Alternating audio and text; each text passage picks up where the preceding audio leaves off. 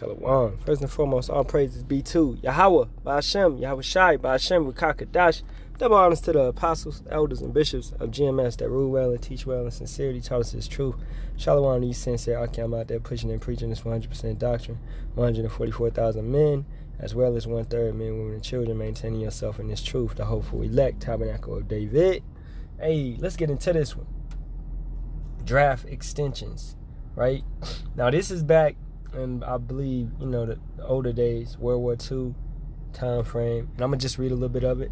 And then I'm going to go into other wars where they did draft age extensions. And as you can see, this one was rushed. Right? So all men from the ages of 18 to 64. This was during World War II. Will now be eligible for the draft according to a decision made by congressional committees on December 16th, now including men with families who might have previously been exempt because of old age or boys fresh out of school.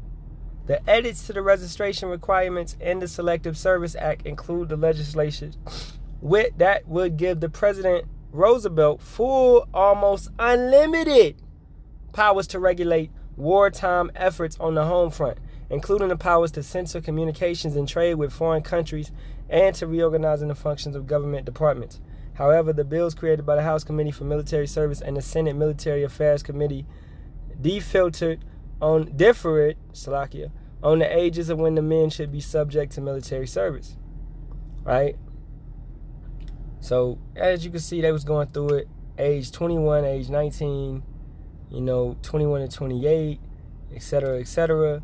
Read this one down here. I approve the proposed congressional declaration of policy, the provision for the registration of all our manpower between 18 and 64 inclusive, and the extension of liability for military service so as to include all the age groups from 19 to 44 inclusive, President Roosevelt said in a letter to the Vice President and the Senate leaders. All right. So, hey, when I went in the military, we actually had a dude in there that was 42. All right. He was like 42 or 41. And, the limit is 42. But in some cases, it's 44 or 45 if you get a waiver. Okay. And he served. He went through boot camp, et cetera, and did his thing. So the military will allow you to come in at 44, 42, 43, with waivers and things like that. So older men, man, understand that, hey, if Yahawah, Bahasham, Yahawashi want to take you to the war and take you out, he's going to do that. It's all through his power. Now let's keep it going. And let's look at World War I. The selective service age required all males from 21 to 30 to go to their election precinct polling place to register. All males from 21 to 30.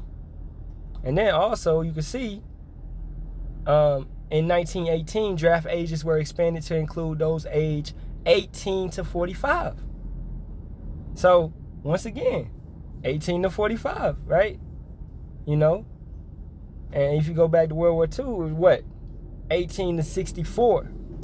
Now, these things, hey, nothing's new under the sun. Now, let's go to one more, man, that I found acceptable. I found crazy. I found understandable, because these wars is Yahawah, Bahasham, Yahawashi bring upon judgment. All right, so the Civil War.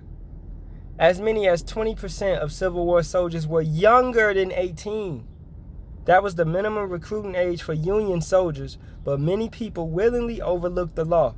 The Confederacy set no minimum age.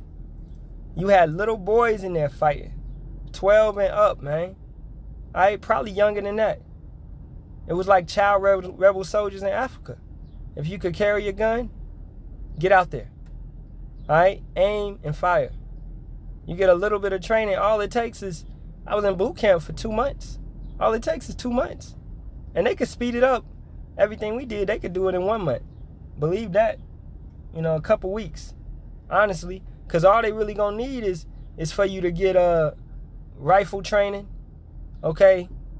And basic military instruction. How to take orders and things like that. All right? And they're going to speed it up. And that discipline instilled in. So trust me, man, this is all gonna pop off. And it's gonna be, brothers is gonna be like, whoa, I thought I was good from the draft. Nope. You know. And let's go get a couple scriptures. Right? Isaiah 13:13. Therefore I will shake the heavens, and the earth shall remove out of her place in the wrath of Yahawah of hosts, and in the day of his fierce anger. And it shall be turned, and it shall be Salakia, and it shall be as the chase roe, and as a sheep that no man taketh up. They shall every man turn to his own people, and flee everyone into his own land.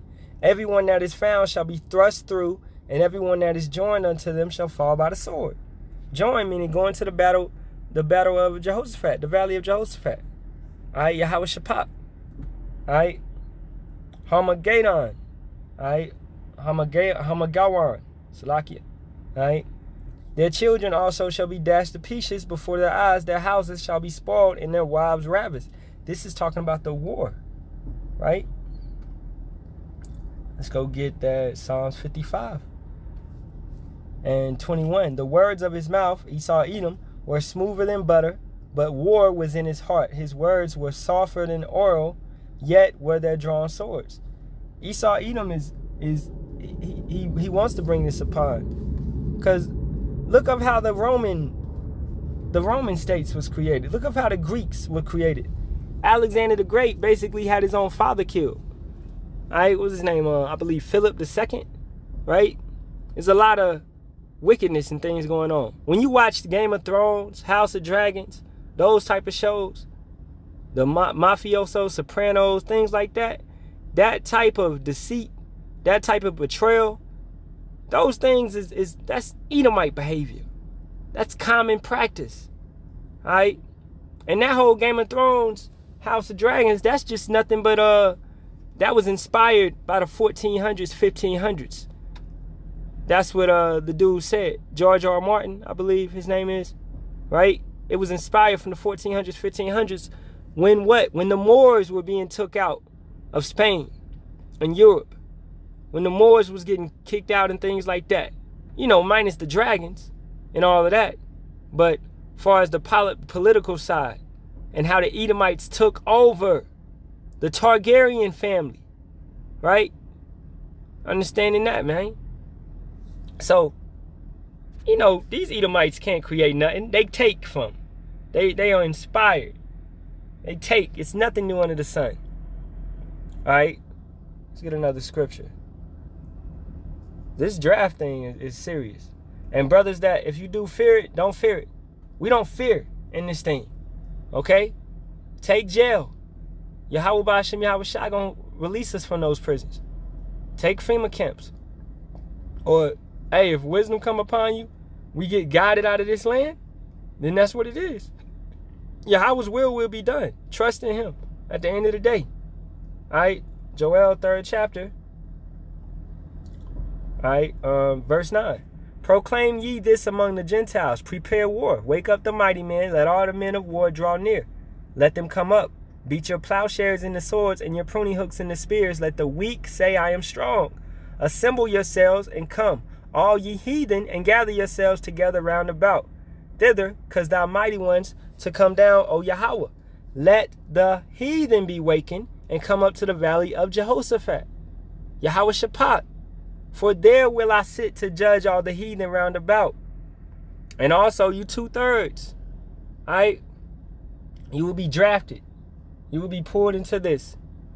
Alright, you women posing as men, you men posing as women. Hey, the draft is including all. So that 18 to 45, which I believe is going to be lowered to 16 or even lower, okay, when the real war get popping off, alright, just the same way. And when the Civil War pops off in America, don't forget about that. It's going to be several wars going on. Just right now, it's several wars going on. Over 7 wars going on across this planet. All right? So you're going to have a war in America. And then you're also going to have a war. And well, can we really call it a war in America? You're going to have an invasion. You know? Then you're also going to have a war in the Valley of Jehoshaphat, man. All right? So, and several wars. But everybody is going to be gathered. As Yahawah said, in Zephaniah 3rd chapter, his determination is to gather the nations, right? So everybody's going to be gathered into that area for judgment. And then those in America, those that don't get pulled up by the chariots, right? They're done. The nukes is going to take this place out, right? So all these small nations, these weak nations, they're going to be strong. South Korea, North Korea, Hamite nations that were weak, etc., man. India, you know, these nations that were weak, they're strong now because of nuclear warfare and things of that nature. Isaiah 3, and this will be the last scriptures, man. Verse 24, and it shall come to pass that instead of a sweet smell, there shall be stink, and instead of a girdle, a rent, and instead of well-set hair, baldness, and instead of a stomach, a girding of sackcloth, and burning instead of beauty. This is what happened to Eve. All right, this is why most black females, so-called black women, you know, her hair doesn't grow, and her eyelashes is gone, and eyebrows and things like that. You know, failing to understand it's toxins that she putting in her head as well as Yahawah's judgment. And she doesn't trust in Yahawah, Bahasham, Yahawashi. All right? I got a quick story. Like, when I met my wife, right, when we was in the world, and she was wearing makeup and things of that nature, and I told her I don't like that shit, right? Just being coming from the South, I don't like that shit, right? So, you know, that spirit in her being a real woman, she left all that shit, and now, being in this truth, man, her hair longer, it's long, natural. She grew it out. We in the truth. Everything is good, you know what I'm saying? Her beauty was basically given to her in a sense, because she's trusting in Yahawah, Bahasham, Yahawashi. You women rely too much on products and things like that to make yourself seem appealing to a man, when most men don't like it. A real man not gonna like that stuff. And if you just trust in Yahawah, Bahasham, Yahawashi, I read the scriptures, carry yourself as a true woman, leave Babylon the whore, leave all that bullshit, and get natural, start eating correctly, maintaining your correct diet, stop putting all these chemicals and toxins on your face and in your head and things like that. That shit is making you toxic, all right? You know, and trust in Yahawah, Bahasham, Yahawashi, and wait on the men of Yahawah, Bahasham, Yahawashi, all right? Then I promise you, it'll turn around. Okay, verse 25. Thy men shall fall by the sword, and thou mighty in the war. All you Keishas and Laquishas and Shanikas and y'all, man, Lachey's that want a drug dealing man, he gonna be sent off to the war. You want a wicked ass man, he gonna be sent off to the war. And a wicked woman is given to a wicked man. We know that to be true. All right, and thou mighty in the war, they gonna fall by the sword. And her gates shall lament and mourn, and she being desolate shall sit upon the ground, crying, you know. And what's going to happen at that point? And in that day 7 women, a complete number of women, shall take hold of one man, saying, we will eat our own bread and wear our own apparel, only let us be called by thy name to take away our reproach. And this is the women that aren't ravished in the street. This is the women that aren't dashed to pieces. Understanding that, the women that Yahawah, Bahasham, Yahawashi has mercy on at the end of the day. So this war, it's going to expand. This draft is going to expand, and it's going to swallow up, man.